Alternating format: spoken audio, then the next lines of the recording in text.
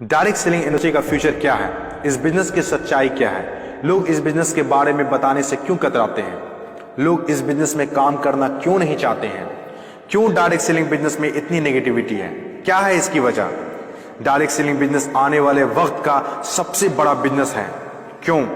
अगर आज आप दूसरी कंट्रीज को देखें, जो कंट्रीज आज डेवलप्ड है, उन सभी कंट्रीज के अंदर डायरेक्ट सेलिंग बिजनेस का बहुत ज्यादा प्रायोरिटीज दी जाती है, क्योंकि डायरेक्ट सेलिंग बिजनेस लोगों का बिजनेस है और जब तक दुनिया में लोग रहेंगे तब तक ये बिजनेस चलता रहेगा, क्योंकि ये बिजनेस लोगों पर डिपेंडेड है। जब तक लोग खाते रहेंगे, नहाते रहेंगे, कपड़ा पहनते रहेंगे, तब तक ये बिजनेस आपका चलता रहेगा।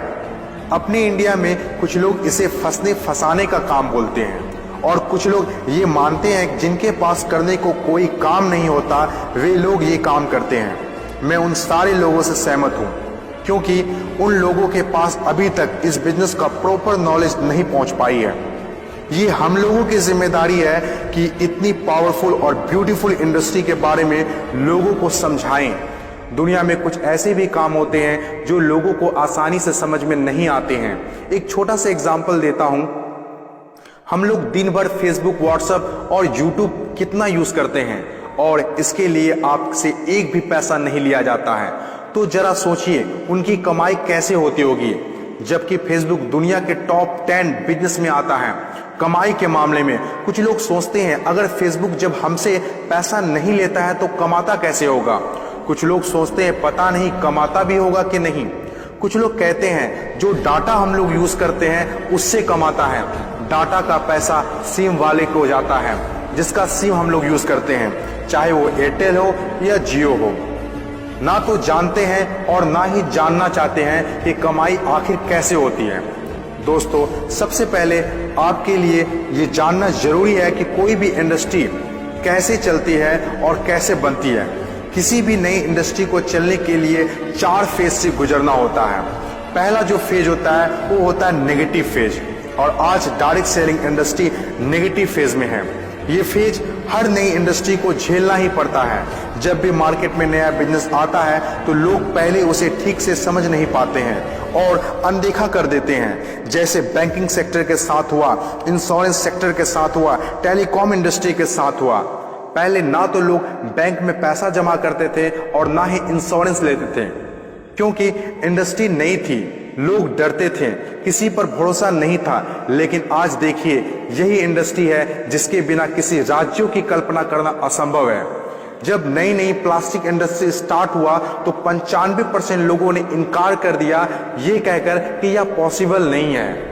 लेकिन उस वक्त भी 5% लोगों को विश्वास था और आज वही 5% लोग दुनिया में आगे हैं। आज हर चीज प्लास्टिक का है, जग हो या बाल्टी, कुर्सी हो या टेबल, खिलौना हो या फ्रेम, यहाँ तक कि डोर भी अब प्लास्टिक के हैं, जो आज से 20 साल पहले किसी ने सोचा भी नहीं था।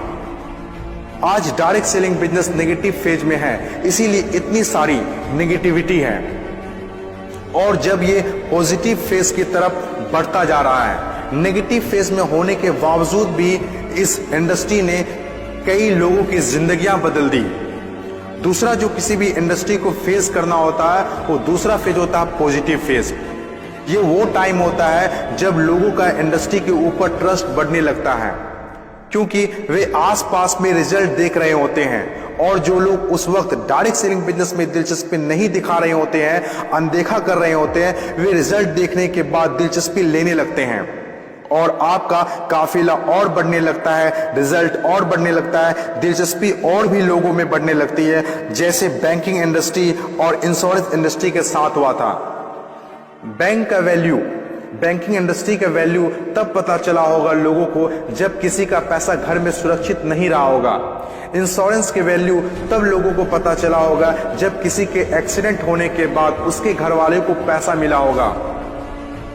तीसरी जो किसी भी इंडस्ट्री का फेज होता है वो होता है ग्रोथ फेज। जब एक बार लोगों को इंडस्ट्री पर भरोसा होने लगता है तो उनकी ग्रोथ बहुत तेजी से होने लगती है, क्योंकि ऐसे फेज में लोगों को ज्यादा समझाने की जरूरत नहीं होती है। और जब तक कोई कंपनी ग्रोथ फेज में नहीं आती है तब तक लोग उसके साथ जुड़ना पसंद नहीं करते हैं और जैसे कंपनी ग्रोथ फेज में एंटर करती है तो लोग उसके साथ ऑटोमेटिक जुड़ना और काम करना स्टार्ट कर देते हैं। चौथी और आखिरी फेज, हर इंडस्ट्री को इससे गुजरना ही होता है, कंपटीशन फेज।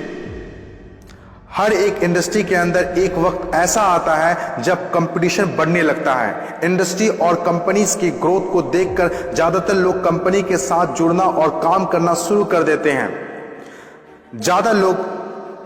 ज्यादातर लोग ज्यादा प्रॉफिट के चक्कर में कंपटीशन होने लगता है, फिर चाहे कोई सेक्टर हो, बैंकिंग सेक्टर हो, टेलीकॉम सेक्टर हो या ऑनलाइन शॉपिंग हो। आज के टाइम पर हर सेक्टर में हाई लेवल कंपटीशन है। ये टाइम हम सब के लिए बेस्ट टाइम है, इस इंडस्ट्री को जानने के लिए, समझने के लिए और इसे करने के लिए। According to FICCI, direct selling industry का मार्केट साइज 6000 करोड़ आंका गया है। आज तक जितना हुआ है उसको देखते हुए फिक्की ने डिक्लेयर किया है कि डायरेक्ट सेलिंग बिजनेस 2020 से 25 तक 645 अरब तक की हो जाएगी। आपको इस बात को जानना बहुत जरूरी है कि अमेरिका, ऑस्ट्रेलिया, चीन, जापान, कोरिया और सिंगापुर जैसे बहुत बड़ी बड़ी डेवलप्ड कंट्रीज ने डायरेक्ट सेलिंग बिजनेस को बहुत हद तक अपना लिया है और वहां के सिटीजन भी बहुत जागरूक हैं।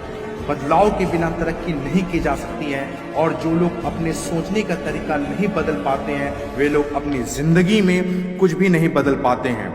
नोकिया, कोडेक जैसी बड़ी बड़ी कंपनियां चलाने वाले लोग भी अपने सोचने का तरीका नहीं बदल पाए, इसीलिए अपनी शानदार शुरुआत के बाद भी वो वक्त के साथ इतिहास के हिस्सा बन गए।